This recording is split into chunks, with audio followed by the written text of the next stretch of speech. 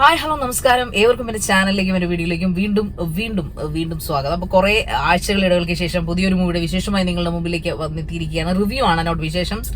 Of course അത് തീർച്ചയായിട്ടും നിങ്ങൾ ഇപ്പോൾ ഊഹിച്ചിട്ടുണ്ടാവും. തങ്കലാൻ, നമ്മുടെ ചിയാൻ വിക്രത്തിന്റെ കുറെ നാളുകൾക്ക് ഇടവേളയ്ക്ക് ശേഷം പറഞ്ഞ ഡേറ്റിൽ തന്നെ അദ്ദേഹത്തിന്റെ ഒരു പടം റിലീസ് ആയിരിക്കുകയാണ്. ഇതിനു മുമ്പ് അദ്ദേഹത്തിന്റെ ഒരു പടം ഇതുപോലെ മാറ്റി വെച്ചിട്ടുണ്ട്, ആർക്കും കാണാൻ സാധിച്ചിട്ടില്ല. സോ അത് അവിടെ നിൽക്കട്ടെ. തങ്കലാന്റെ വിശേഷം ഞാൻ തങ്കലാൻ ഇന്നലെ തന്നെ കണ്ടു. ഇന്നലെ വൈകിട്ടത്തെ ഷോ ആണ് കണ്ടത്. സോ അപ്പൊ ഇന്നത്തേക്ക് ഇടാമെന്ന് വിചാരിച്ചു റിവ്യൂ. അത് തുടർന്ന് എന്താ പറയുക, ഡയറക്റ്റായിട്ട് പറയട്ടെ, it's a great periodical movie. നല്ല മേക്കിംഗ് ആണ്, അടിപൊളി കോസ്റ്റ്യൂംസ് ആണ്, ആൻഡ് ഓഫ് കോഴ്സ് മറ്റെല്ലാത്തിനേക്കാളും ബ്രില്യന്റ് ആക്ടിങ് ബൈ ചിയാൻ വിക്രമാണ്.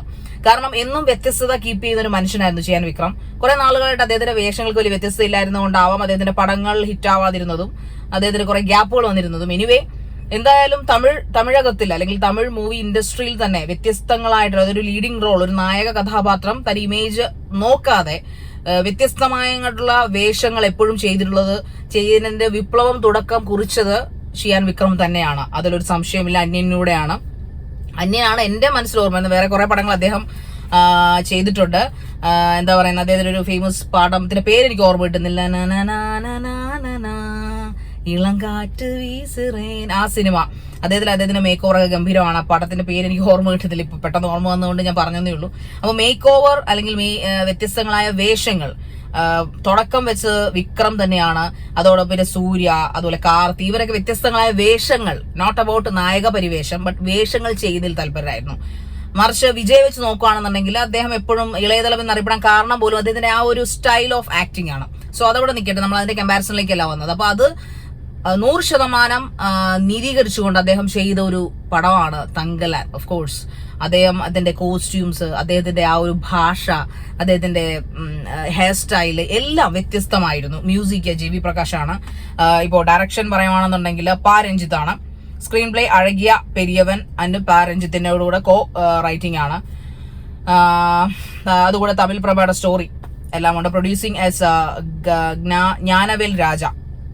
പിന്നെ ഇന്നത്തെ ആക്ടിങ്ങിനെ കുറിച്ച് പറയുകയാണെന്നുണ്ടെങ്കിൽ ചിയാൻ വിക്രം കഴിഞ്ഞാൽ പിന്നീട് പറയാനുള്ളത് തീർച്ചയായിട്ടും നമ്മുടെ മലയാളത്തിന്റെ ചക്രക്കുട്ടി, ഞാൻ അങ്ങനെ തന്നെ പറയും, പാർവതി തിരുവോത്ത്. ബിക്കോസ് അവരെ അങ്ങനെ ദ ബ്രേവസ്റ്റ് ആക്ട്രസ് എന്ന് പറയും. കാരണം അവരെ ഒരുപാട് കാലങ്ങളൊന്നും തളച്ചിടാൻ പറ്റത്തില്ലടോ ഇൻഡസ്ട്രികളെ. നിങ്ങളോട് പറയാനുള്ളത് എനിക്ക് അതാണ്. അവര് എത്ര നാൾ തളച്ചൊരു മാണിക്യമാണ് അവര് ആക്ടിങ് കൊണ്ട്. അവരുടെ സ്വഭാവം എനിക്ക് അറിഞ്ഞുകൂടാ, ഐ ഡോണ്ട് നോ, അതെനിക്ക് പറയേണ്ട ആവശ്യമില്ല. But acting wise she is a gem of acting തന്നെയാണ്, പറയാതിരിക്കാൻ പറ്റില്ല. അതുകൊണ്ടാണ് അവർ വെബ് സീരീസ് എടുത്താലും, അവര് ഹിന്ദി എടുത്താലും, തമിഴ് എടുത്താലും, മലയാളം എടുത്താലും സൂപ്പർ ആക്ടിങ് ആണ് അവര്. ഒന്നും പറയാനില്ല. അവര് എന്തിലൊക്കെ അവര് ഒരു നോട്ട്ബുക്കിന് ശേഷം 12 വർഷത്തെ ഇടവേളയ്ക്ക് ശേഷം 10 വർഷങ്ങൾക്ക് ശേഷം സിനിമ ഇൻഡസ്ട്രിയിലേക്ക് വരുന്നത് അന്ന് തൊട്ട് തുടങ്ങി. പിന്നെ അവർ 2.5 വർഷത്തിന് ഇടവേള എടുപ്പിച്ചു അവരെ കൊണ്ട്. ബിക്കോസ് അവരൊരു ഹ്യൂമൻ ആയിട്ട് ബിഹേവ് ചെയ്യുന്നതുകൊണ്ട് അവരെ കൊണ്ട് എടുപ്പിച്ചതിനെ കുറിച്ച് ഞാൻ ഇപ്പൊ പറയുന്നില്ല. ബട്ട് എന്നിരുന്നാലും അവര് രണ്ടാമത് തിരിച്ചു വന്നതും അടിപൊളി ഒരു വേഷത്തിൽ ഉള്ളൊഴുക്ക്, ആ ഉള്ളൊഴുക്ക് ഇന്നും എന്റെ ഹൃദയത്തിൽ ഒഴുകിക്കൊണ്ടിരിക്കും. അത്ര ഗംഭീര പെർഫോമൻസ് ആയിരുന്നു അതിനകത്ത് പാർവതി തിരുവോത്ത്.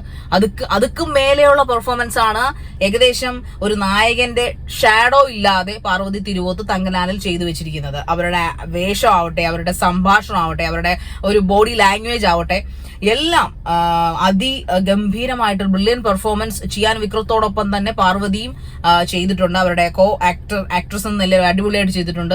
സാധാരണ തമിഴകത്ത് എന്താ പറയുന്ന ഒരു ക്ലീശ ആയിട്ടുള്ള നായകന്റെ പാതിയായിട്ട് അല്ലെങ്കിൽ നായകന്റെ ഒപ്പം കുണുങ്ങി നിൽക്കുന്ന ഒരു ക്യൂട്ട്നെസ് വാരി വിതർന്ന ഒരു നായികയല്ല. നായകൻ എത്രമാത്രം റഫാണോ അതുക്കും മേലെ റഫായിട്ട് അഭിനയിക്കുന്ന ഒരു പാതി അല്ലെങ്കിൽ ഒരു കോസ്റ്റാർ ആയിട്ട് തന്നെയാണ് പാർവതിനകത്ത് അഭിനയിച്ച് തകർത്തിരിക്കുന്നത്. ഒരു രക്ഷയില്ല കേട്ടോ അവരുടെയൊക്കെ ആക്ടിങ്. സോ എന്താ പറയുന്നത്, ഒരു കുഡോസ് ടു പാർവതി തിരുവോത്താണ്. ആൻഡ് അതോടൊപ്പം വേറെയും ഒരുപാട് പ്രമുഖർ അഭിനയിച്ചിട്ടുണ്ട്. അതിനേക്കാൾ കൂടുതൽ എനിക്ക് പറയാനുള്ളത് അത് ജൂനിയർ ആർട്ടിസ്റ്റുകളാണ്. അവര് ശരിക്കും എന്താ പറയാ, അബോർജിൻസ് എന്നൊക്കെ പറയില്ലേ, ആദിവാസി അല്ലെങ്കിൽ കാട്ടിൽ ജീവിക്കുന്ന കാടിന്റെ മക്കൾ, അങ്ങനെയുള്ള ആൾക്കാരെ ഒറിജിനലി എടുത്ത് ഇങ്ങനെ ഫിറ്റ് ചെയ്ത് വെച്ചിരിക്കുകയാണ് അവരാ പടത്തിൽ. അതിന് പാരഞ്ജിത്തിനോടാണ് ഒരു കയ്യടി കൊടുക്കേണ്ടത്. കാരണം വേറൊന്നുമല്ല, അദ്ദേഹം അത്രയും നീതീകരണം ആ ക്യാരക്ടേഴ്സിനോട്, മെയിൻ ആക്ടേഴ്സിന്റെ കാര്യമൊന്നുമല്ല ഞാൻ പറയുന്നത്, ജൂനിയർ ആർട്ടിസ്റ്റുകൾ കുറെ പേര് അതിനകത്ത് അഭിനയിച്ചിട്ടുണ്ട്. അവരുടെ കാര്യമാണ് പറഞ്ഞത്. അതിനകത്ത് ഉപയോഗിക്കുന്ന ആയുധങ്ങള്, പാത്രങ്ങള്, അതുപോലെ ലൊക്കേഷൻസ് ഇതെല്ലാം ഗംഭീരം തന്നെയാണ്. പിന്നെ ഇതിന്റെ മൊത്തത്തിലൊരു എന്താ പറയുന്നത് ഒരു പിക്ചർ എന്ന് പറയുന്നത് എനിക്ക് ഫസ്റ്റ് ഒരു സാമ്യത തോന്നിയത് എന്താണ് അപ്പോകാലിപ്റ്റോ എന്ന് പറഞ്ഞ വർഷങ്ങൾക്ക് മുമ്പ് ഇറങ്ങിയ ഒരു അബോർജിൻ മൂവിയുണ്ട്. ആ മൂവിയാണ്, ഇംഗ്ലീഷ് മൂവിയാണ്. അത് മിക്കവരും കേട്ടിട്ടുണ്ടാവും. എന്റെയൊക്കെ പഠനകാലത്ത് ഞാൻ കണ്ടൊരു പടമാണ്. ആ മൂവിയാണ് എനിക്ക് ഫസ്റ്റ് ഓഫ് ഓൾ വിക്രത്തെ കണ്ടപ്പോൾ എനിക്ക് തോന്നിയത്. സോ കോൾഡ് തല്ലിപ്പൊളി അല്ലെങ്കിൽ അടി പിടി എന്നുള്ള തമിഴ് എന്ന സെനാരിയോ മാറ്റി അങ്ങനെ പ്രതീക്ഷ നിങ്ങൾ ഒരിക്കലും ഈ പടം കാണാൻ പോകും. ഇറ്റ്സ് എ ക്ലാസിക് മൂവിയാണ്, സ്ലോ പേസ് മൂവിയാണ്. ക്ഷമയുണ്ടെങ്കിൽ അതിന്റെ കല അല്ലെങ്കിൽ അതിന്റെ ആക്ടിങ്ങിന്റെ നല്ലൊരു തലം കാണണമെന്ന് ആഗ്രഹമുണ്ടെങ്കിൽ മാത്രം ഈ സിനിമ പോയി കാണുക. കാരണം അത് അങ്ങനത്തെ ഒരു തലമാണ്. ഒരിക്കലും ഒരു ഗുണ്ട അല്ലെങ്കിൽ ഒരു വെൻഡറ്റ അല്ലെങ്കിൽ ഒരു വൈരാഗ്യ മാസ് ഡയലോഗ്സോ ഒന്നും ഇതിനകത്തില്ല. മറിച്ച് ഒരു ഹിസ്റ്റോറിക്കൽ മൂവിയാണ്. And it's based on true stories ആണ്. ഒരു 80s, അതായത് 80s അല്ല 18ാം നൂറ്റാണ്ടാണ് കാണിക്കുന്നത്. 16, 17 നൂറ്റാണ്ട് AD-യും പിന്നെ BC ഒക്കെ അതിനകത്ത് കാണിക്കുന്നുണ്ട്. സോ ഒരു പീരിയോഡിക്കൽ പിക്ചറാണ്. സോ അത് പീരിയോഡിക്കൽ എന്ന് പറഞ്ഞാൽ ഹിസ്റ്റോറിക്കൽ അല്ലെങ്കിൽ രാജാപ്പാർട്ടല്ല, മറിച്ച് എന്നോ നടന്ന അല്ലെങ്കിൽ അതിന്റെ ഒരു തുടക്കം അതെന്താന്ന് എനിക്ക് ഇതിനകത്ത് ഇപ്പൊ പരാമർശിക്കാൻ പറ്റില്ല. ബിക്കോസ് അത് പരാമർശിച്ചു പോയാൽ എന്റെ സ്പോയിലർ ആയിപ്പോ. കാരണം കാണേണ്ടവർ മസ്റ്റ് ആയിട്ടും പോയി കാണണം, ഫുൾ ആയിട്ട് കാണുക, ബിഗിനിങ് തൊട്ട് കാണുക. Theatre must watch in theatre ഞാൻ പറയുന്നു. കാരണം അതൊരു പീരിയോഡിക്കൽ മൂവിയാണ്. സോ ഒരു ട്രൂ സ്റ്റോറിയാണ്. അപ്പൊ നിങ്ങളത് കണ്ട് അനുഭവിച്ച് തന്നെ മനസ്സിലാക്കും. പിന്നെ അത് കുറെ ഗ്രാഫിക്സ് VFX ഒക്കെ ചെയ്തൊക്കെ ഒറിജിനാലിറ്റി, ഭയങ്കര ഒറിജിനാലിറ്റിയോട് നീതി പുലർത്തിയിട്ടുണ്ട്. സോ എല്ലാ ടീം അംഗങ്ങൾക്കും ഒരുപാട് കുഡോസ് ഉണ്ട്. നല്ല റിവ്യൂസ് ഒക്കെയാണ് പുറത്തുനിന്ന് വരുന്നത്. എന്റെ റിവ്യൂ ജെന്യുവൻ റിവ്യൂ ഇതാണ്. ഞാനൊരു 10-8 മാർക്ക് ഈ പടത്തിന് കൊടുക്കാം. തങ്കലാൻ എന്റെ ഒരു റിവ്യൂ എന്ന നിലയിൽ നല്ല ആക്ടിങ്ങും നല്ല അഭിനയവും നല്ല കഥയും നല്ല മേക്കിങ്ങും ആണ് ഈ പടത്തിൻ്റെത്.